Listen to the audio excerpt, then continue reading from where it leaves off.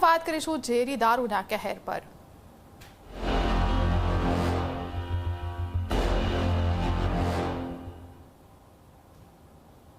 ભાવનગરના ઘોઘા તાલુકાના ખરકડી ગામે લઠ્ઠાકાંડ જેવો બનાવ બન્યો છે। નકલી દારૂ પીધા બાદ અત્યાર સુધીમાં 4 લોકોએ જીવ ગુમાવ્યા છે। ઉપેન્દ્રસિંહ ગોહિલ અને કાર્તિક મકવાણાનું મોત થયું છે। ઘનશ્યામ જાડેજા અને કનકસિંહ ગોહિલનું પણ મોત થયું છે। સપ્લાયરથી માંડીને બુટલેગર સુધીના 8થી વધુ આરોપીની અટકાયત કરવામાં આવી છે। બુટલેગરોએ નકલી દારૂ બનાવ્યો હોવાનો તપાસમાં ખુલાસો પણ થયો છે અને આ દારૂ બનાવવા માટે મધ્યપ્રદેશથી એક કારીગરને બોલાવ્યો હતો। આરોપી ગૌતમ રહીશ અને મુકેશે બનાવ્યો હતો નકલી દારૂ। કુલ 15 પેટી નકલી દારૂ બનાવ્યો હોવાનો પણ ખુલાસો થયો છે। વિદેશી દારૂ સાથે દેશી દારૂ પણ ભેળવ્યો હોવાનું સામે આવી ચૂક્યું છે। ભેળસેળિયા દારૂ ભરેલી 130 બોટલને પોલીસે કબજે લીધી છે। મહત્વનું છે કે આ કેસમાં મુખ્ય સપ્લાયર ગૌતમ સોલંકી સહિત 8થી વધુ બુટલેગરોની પોલીસે અટકાયત કરી છે। સાથે તપાસ માટે જુદી જુદી 16 જેટલી ટીમો પણ બનાવવામાં આવી છે। સમગ્ર ઘટના પર નજર કરીએ તો ગત 16 ઓગસ્ટ 2026ના રોજ રાતના સમયે પોલીસ ભરતીમાં પસંદગી પામેલા એક યુવકે પોતાની ખુશી વ્યક્ત કરવા માટે મિત્રો સાથે દારૂની મહેફિલ કરી હતી। જો કે ડુપ્લિકેટ દારૂ પીતા તમામ બેભાન થયા હતા અને ત્યારબાદ તેમને સારવાર માટે હોસ્પિટલ પણ ખસેડાયા હતા। આ સાથે જ હાલ 17 લોકોને ખાનગી અને સિવિલ હોસ્પિટલમાં સારવાર હેઠળ રાખવામાં આવ્યા છે, જેમની તબિયત હાલ સ્થિર હોવાનું જાણવા મળી રહ્યું છે।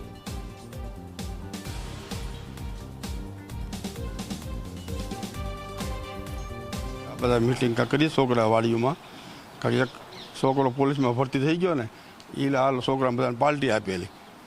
પછી એ રીતે એમને રાત્રે એમને કાઢી પછી દિવસે આખો દિવસે એ લોકો છોકરા બધા એની રીતે આ બાજુનું ગામ દેગવાના છે ત્યાં પ્રાઇવેટ દવાખાને બાટલાને એવું ચડાવ્યું, પાછા ઘરે આવીને સૂઈ ગયા। આખો દી એમને એમ રહ્યા, રાત આખી એમને કાઢી। પછી બીજા દી સવારે વધારે એવું લાગ્યું એટલે ભાવનગર એની છોકરા જ લઈ ગયા, બીજા કોઈ કુટુંબમાં ઘરના કોઈને ખબર જ નહીં। જે આરપીઓવાળા પાર્ટીવાળા હતા છોકરા એ ત્યાં દવાખાને લઈ ગયા। અહીંથી રિક્ષામાં બાજુનું ગામ ખાંટડી છે ત્યાં જતા વધારે ભાઈ અમારો ભત્રીજો છે ઉપેન્દ્રસિંહ ચંદ્રુભા ગોહિલ એ અમારો ભત્રીજો છે, ખાંટડી જતા વધારે થઈ ગયો। અને પછી આ લોકોએ 108ને ફોન કર્યો, ત્યાંથી બોલાવ્યું કાંક વાલું કરશે, પછી અમારે દાખલ કર્યા સિવિલમાં। કેટલા લોકો હતા કે જેમને આ દારૂનું સેવન કર્યું હતું એવું તમારે ધ્યાન આવ્યું? એ અમારા પાર્ટીમાં છોકરા હતા 4 નામ આવે છે, કાંક હરપાલસિંહ છે, બીજા કોણ કોણ છે એલા? તબિયત ખાલી એકની ખરાબ હતી? એકની તબિયત ખરાબ, પછી આ લોકો 5 વાગ્યા પછી પાછી અસર થઈ એટલે બેને દાખલ કર્યા પછી, અને આના સવારમાં દાખલ કરી દીધો અને કાંઈક 2 વાગે 3 વાગે એમ એક્સપાયર થઈ ગયા। પછી બીજા 2 છોકરાને અસર થઈ પછી પાછા એને દાખલ કર્યા। હાલમાં અમારા ગામના 2 દાખલ છે ને, હાલમાં 4 દાખલ છે ખરકડીના। ભાવનગર જિલ્લામાં ઝેરી દારૂનું સેવન કરવાને પગલે 3 લોકોના મોત થયા છે અને 17 કરતાં વધારે લોકોની તબિયત લથડતા ભાવનગરની સિવિલ અને ખાનગી હોસ્પિટલમાં દાખલ કરવામાં આવ્યો છે।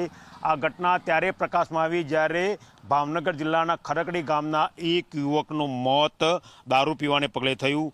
જે પ્રમાણે પ્રાથમિક માહિતી મળી છે તે પ્રમાણે ખરકડી ગામના એક યુવકની પસંદગી પોલીસ ભરતીમાં થઈ હતી, જેની ઉજવણીના ભાગરૂપે તે યુવકે તેના મિત્રોને દારૂની પાર્ટી આપી હતી। 4 થી 5 લોકો એક સાથે દારૂનું સેવન કરવા માટે બેઠા હતા, પરંતુ જે દારૂ તેમને મંગાવ્યો હતો અથવા તો જે દારૂ તે લાવ્યા હતા તે બનાવટી હતો અને તેનું સેવન કર્યા બાદ બીજા દિવસે તબિયત લથડી હતી। તબિયત લથડતા તમામ લોકો આસપાસના ગામમાં જઈને પ્રાથમિક સારવાર લઈ આવ્યા હતા। જો કે મોડી સાંજે એક યુવકની તબિયત વધારે લથડતા જે 5 યુવકોએ દારૂનું સેવન કર્યું હતું તે યુવકો જેની તબિયત લથડી હતી તે યુવકને લઈને હોસ્પિટલ જવા માટે રવાના થયા હતા। રસ્તામાં વધારે તબિયત લથડતા તાત્કાલિક 108 બોલાવીને તે યુવકને ભાવનગરની સિવિલ હોસ્પિટલમાં દાખલ કરવામાં આવ્યો હતો, જ્યાં સારવાર દરમિયાન તેનું મોત નીપજ્યું હતું।